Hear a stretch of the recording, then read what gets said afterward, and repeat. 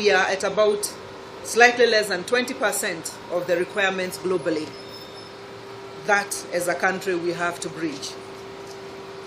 How do we bridge this gap? The three champions here today are here to confirm that it is possible we can bridge that gap if we selflessly give of ourselves, if we consistently give of ourselves. Mr. Arjun from Nepal, living in New York, US, today is here to help us in beginning to position this conversation in perspective.